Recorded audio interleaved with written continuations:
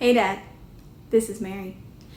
So I finished grading early today and I've been meaning to talk to you about your tomatoes, and then I thought, you know what, I'm just gonna make a video. So I'm using a tripod because I bought one. So this is my video setup.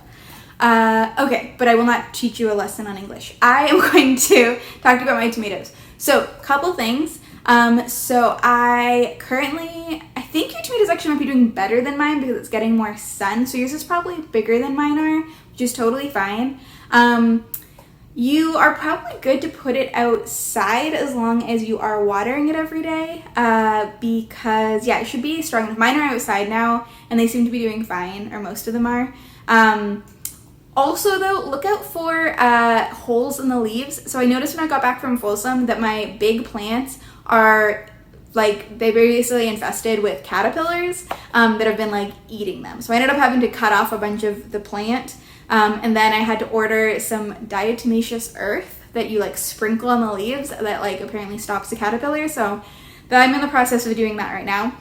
So if you do end up with holes in the leaves, I will let you know how my diatomaceous earth works. You can also get pesticides. I'm trying to do it naturally, but obviously if it doesn't work, I'll suck it up and get something better. But that is what I'm trying to do. So I'm going to show you what I did. So I'm going to take you outside and show you. But yeah, this is my filming corner. Okay, I'll be right back. See you, Dad. Okay, so I'm outside and these are my plants. You can see they're blowing in the wind because we are high up. So they've had to deal. But yeah, so these are the big ones, and you can see that I had to cut off a bunch of the leaves because there's these holes all over them. So I am currently in the process of trying to get rid of these caterpillars. I can't find where they're hiding. So yeah, if you do see that on your plants, let me know and I will help you with that. But yeah, so these are the plants. It should be around the same size as yours. So obviously there's some runts of the litter among here, even though these were all grown at the same time. I don't know what breed you have. I don't know what breed any of these are because I mixed up all the seeds. So who knows?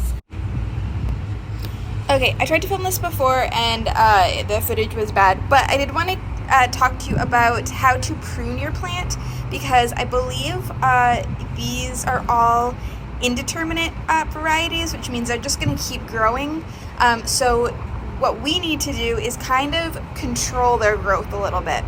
So the easiest way to do it is you're just going to go with the lowest branches like this, and I'm actually going to get rid of it. Let's see. And if they're really little, you can just pinch it off with your finger, but if it's bigger like this, you can do scissors. But the reason we do this is because they only have a limited amount of energy they can put into growing, and there's a point of diminishing returns, because obviously if they get too much sun, then they're going to dry out. If they get too much water, they're going to get root rot. So they can only really put so much energy into growing. So what we want to do is have them focus on just the branches that are going to do the best, and these bottom ones just tend to get eaten by bugs regardless, so we want to get rid of those. And actually, if I had caught this one earlier, I probably would have gotten rid of this one too. I'm going to get rid of it just because this guy seems like he's getting a little and so after you cut, usually they will get a little wound kind of, and so it'll heal itself, but just make sure that, I don't know, it doesn't get anything inside of it or anything, so it can heal. Basically, it's like a human. Okay, and then once it's like this, so now it's all good, it should be good. If you start seeing that your plants are, or your plant is leaning, or it just isn't standing up, this one's pretty good, I'm not too worried, but you can buy little sticks. I got a pack from Amazon for I don't know, a couple bucks, and all I'm gonna do is get one of these stakes. Let me show you. Yeah, okay, and then if I wanted to, I can stick this down, obviously make sure I don't stab it, but I can stick it down and then it'll lean on this. And I did actually do that with my bigger plants. This guy over here, he was leaning, so he got some stakes that are just kind of holding him up.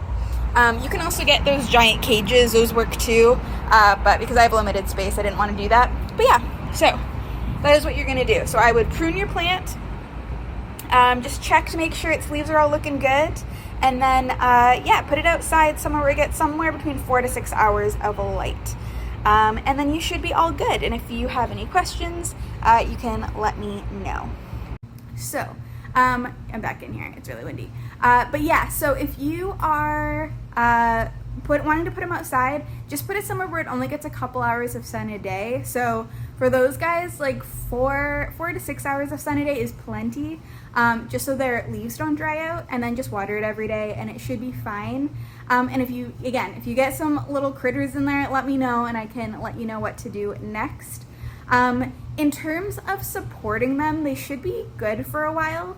If we end up getting together in August, I do actually have a bunch of extra larger pots that are like canvas, so they like fold up, that I can give you to replant him or your little plant in a couple months. He should be fine for now. I'm not going to replant mine probably until August as well. But yeah, I can hook you up because I have a bunch. I've got like a pack of like 12. So I will bring that to you, and yeah. So let me know if you have any questions, and I'm looking forward to getting an update on your little plant. Okay, love you, Dad. Bye.